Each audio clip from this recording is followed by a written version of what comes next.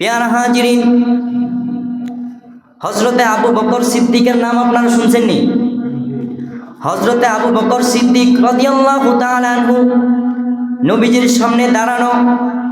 এমন তো অবস্থায় একজন ইহুদি লোক হযরত আবু বকরকে গালি দিতেছে। একজন ইহুদি লোক হযরত আবু বকরকে গালি দিতেছে। এই রহস্য, এই কাহিনী দেখে মায়ার নবী রাহমাতাল লিল আলামিন মুস্কি মুস্কি হাসে। মুস্কি মুস্কি কি করে? হাসি দেয়। হযরত আবু বকর ডাক দিয়ে বলল, ইয়া রাসূলুল্লাহ, আপনার সামনে আমাকে একজন ইহুদি গালি দিতেছে আর আপনি হাসতেছেন। এই কথা শোনার পরেও মায়ার নবী আবু বকরকে কিছুই বলে না। মায়ার নবী রাহমাতাল লিল আলামিন মুস্কি মুস্কি হাসে। মুস্কি মুস্কি হাসার পরে একটা পর্যায়ে আবু বকর রাগান্বিত হয়ে গেলেন। আবু বকর কি হইলেন? রাগান্বিত হয়ে গেলেন। রাগান্বিত হয়ে যাওয়ার পরে আবু বকর ওই ইহুদিকে তার কথার জবাব একটা দিয়ে দিলেন। আবু বকর এই দৃশ্য দেখিয়া মায়ার নবী সাথে সাথে রাগান্বিত হয়ে গেলেন। কিছুক্ষণ আগে হাসছিল, এখন কি করলেন? রাগান্বিত হয়ে গেলেন মায়ার নবী।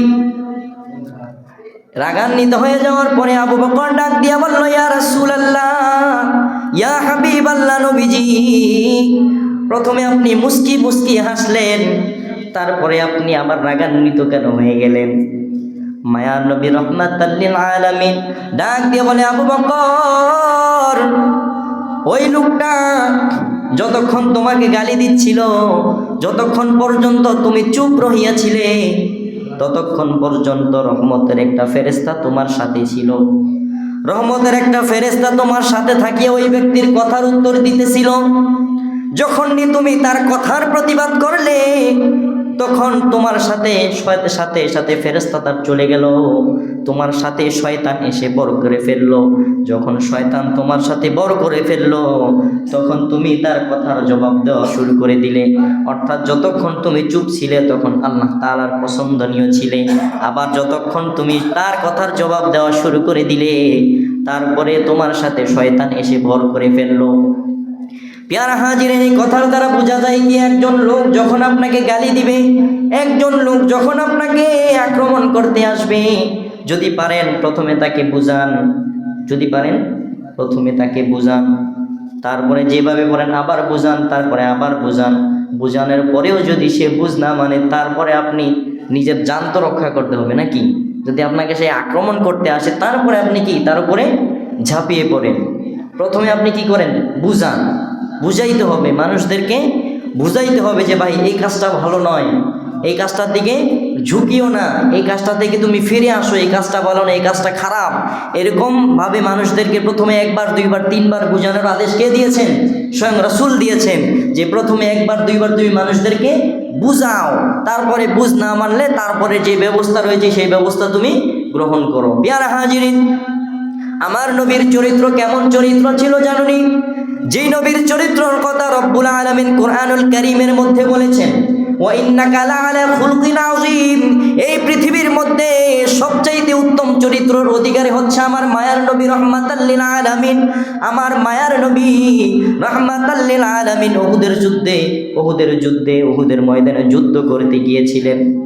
যুদ্ধ করতে গিয়েছিলেন কিসের জন্য? শুধু একমাত্র ইসলামকে জিন্দা করার জন্য আমার নবী যুদ্ধ পর্যন্ত করেছেন। সেই উহুদের যুদ্ধের ময়দানে ইহুদিদের সাথে রাসূলুল্লাহ সাল্লাল্লাহু আলাইহি ওয়াসাল্লাম যুদ্ধ করছেন। এমন তো অবস্থায়, যুদ্ধ করা অবস্থায় মায়ার নবী রাহমাতাল লিল আলামিনের নিচের একটা দাঁত মোবারক শহীদ হয়ে গেল। আমার নবীর একটা দাঁত মোবারক শহীদ হয়ে গেল। শহীদ হয়ে যাওয়ার পরে সাহাবীরা অত্যন্ত মনের মধ্যে কষ্ট পাইলেন, অত্যন্ত দুঃখ পাইলেন।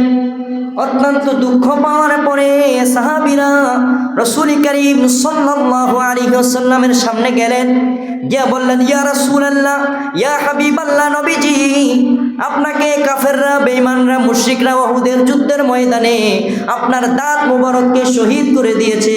পেয়ার হাজিরিন, শুধু তাই নয়, আমার নবীর চেহারার মধ্যে এমনভাবে তারা আক্রমণ করেছে, আমার নবীর চেহারাকে ক্ষত বিক্ষত পর্যন্ত হয়ে গিয়েছিল।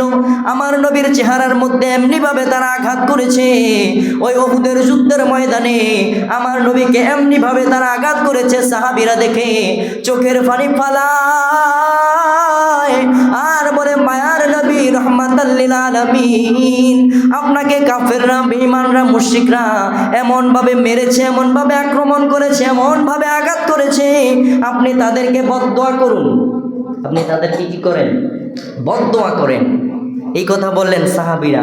কিন্তু আমার নবী বলে, ও সাহাবীরা, আমি তো ওদেরকে বদদোয়া করার জন্য আমি দুনিয়ার মধ্যে আসি নাই ওদেরকে বদদোয়া করার জন্য। আমার নাম তো রহমাতাল লিল আলামিন, এটা কি তোমরা জানো না?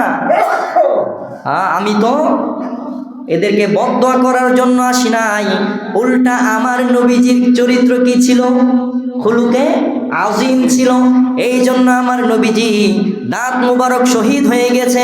আমার নবীর চেহারা মুবারকের মধ্যে ক্ষত বিক্ষত হয়ে যাওয়ার পরেও আমার নবী উল্টা আল্লাহর কাছে দোয়া করে, আল্লাহ, এই দেশবাসীর মধ্যে যারা রয়েছে সবাইকে তুমি হিদায়াত দান করো। সুবহানাল্লাহ পড়ে। কেমন ছিল রে আমার নবীর চরিত্র? প্যারা হাজিরিন, আমার নবীর চরিত্র ছিল খুলুকে আযীম। যে চরিত্রের কথা রব্বুল আলামিন কুরআনুল কারীমের মধ্যে বলে দিয়েছেন, সেই চরিত্রই হচ্ছে ইন্নাকা তাআলা খুলুকিন আযীম। প্যারা হাজিরিন, আমাদের চরিত্র কেমন, আবার আমার নবীর চরিত্র কেমন ছিল, একটু মিলিয়ে দেখবেন। প্যারা হাজিরিন, আমার নবী রাহমাতাল লিল আলামিন, মায়ার নবী গেলেন তায়েফের ময়দানে। কোথায় গেলেন? তায়েফের ময়দানে গেলেন। তায়েফবাসীরা আমার নবীকে পাগল বলে। কি বলে? জোরে বলেন না, আমার নবীকে কি বলে? পাগল বলে।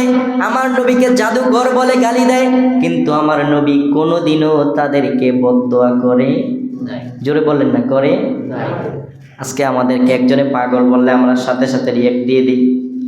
আমাদেরকে কেউ কিছু বললে আমরা সাথে সাথে উল্টা তাকে গালি দিয়ে দেই, ঠিক কিনা বলেন? কিন্তু আমার নবীর চরিত্র সেটাই ছিল, ইন্নাকা লাআলা খুলুকিন আযীম। আমার নবীর চরিত্র যেমন ছিল সেই তেমন চরিত্র আমাদেরকে দরকার আছে না নাই? আমাদের জীবনে খুলুকে আযীম দরকার আছে না নাই? আমার নবীর চরিত্র যেহেতু খুলুকে আযীম ছিল, এই জন্য পেয়ারা হাজিরিন, আমাদের চরিত্রের মধ্যে খুলুকে আযীম আনতে হবে। আমার নবীর জীবনী পড়তে হবে। আমার নবীর জীবনীর মধ্যে আমার নবী কেমন ছিলেন সেই দিকে আমাদেরকে ফলো রাখতে হবে। কথা বল, ঠিক না বেঠিক? আমার মায়ার নবী রহমাতাল লিল আলামিন তায়েফের ময়দানে গেলেন। ইহুদি মুশরিকদেরকে মায়ার নবী রহমাতাল লিল আলামিন ইসলামের দাওয়াত দেয়। ইসলামের দাওয়াত দেওয়ার পরে আমার মায়ার নবীকে তারা মানে না। আমার নবীকে তারা গালি দেয়, বলে মোহাম্মদ নতুন ধর্ম আবিষ্কার করতেছে। এই ধর্ম কোথা থেকে আসলো? এই ধর্ম আগে ছিল না। এই জন্য মোহাম্মদ একজন জাদুকর, মোহাম্মদ একজন কাফের, মোহাম্মদকে অনেকভাবে তারা গালি দিত। কিন্তু আমার মায়ার নবী রহমাতাল লিল আলামিন ধৈর্য ধরে আল্লাহর কাছে খালি দোয়া করতো, আল্লাহ গো আল্লাহ, তুমি এই লোকবাসী যারা আছে সবাইকে তুমি ইসলামের জন্য কবুল করো। আমার নবী কোনোদিন উল্টা অ্যাটাক করেন নাই। আমার নবী কোনোদিন উল্টা তাদের প্রশ্নের জবাব দেয় নাই। আমার নবী কোনোদিন উল্টা তাদেরকে গালি দেয় নাই।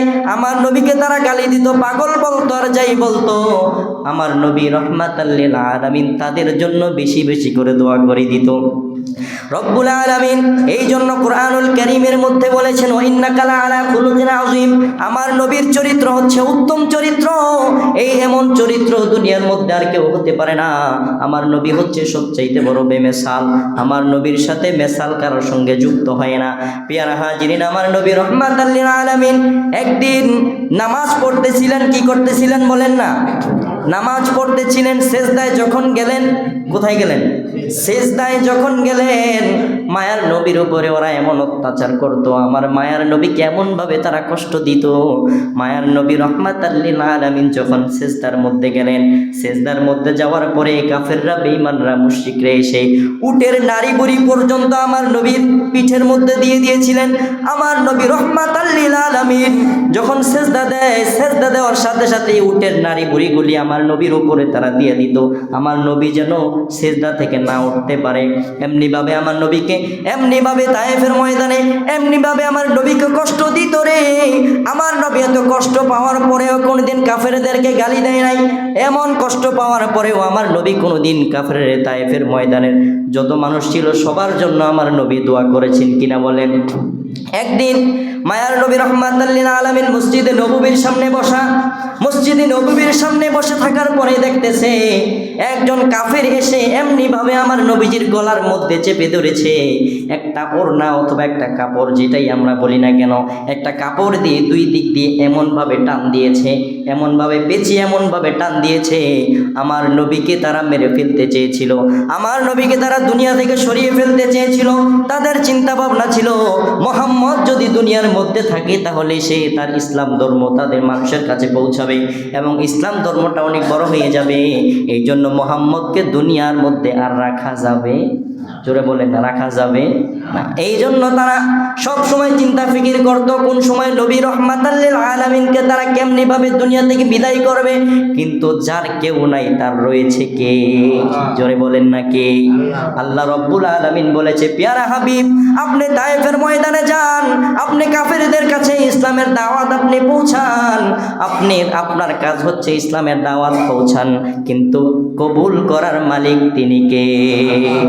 আমার নবীকে তারা এমনিভাবে মেরে ফেলতে চেয়েছিল, কাপড় দিয়ে পেঁচিয়ে আমার নবীর গলার মধ্যে এমনিভাবে অত্যাচার করা শুরু করে দিল। এমন তো অবস্থায় আবু বকর রাদিয়াল্লাহু তাআলা আনহু সামনে এসে দেখে একজন মানুষ আমার নবীর গায়ের মধ্য থেকে এরকমভাবে কাপড় দিয়ে টানাটানি শুরু করে দিয়েছে। আবু বকর বলে, তুমি এটা কি কাজ করতেছো? মায়ার নবীর গলার মধ্যে তুমি কাপড় দিয়ে পেঁচিয়ে তুমি হত্যা করার চেষ্টা করতেছো। এমন তো অবস্থায় আবু বকর রাদিয়াল্লাহু তাআলা আনহু এসে নবীজিকে সেখান থেকে বাঁচাইলেন এবং নবী রাহমাতাল লিল আলামিনকে সেখান থেকে উদ্ধার করলেন।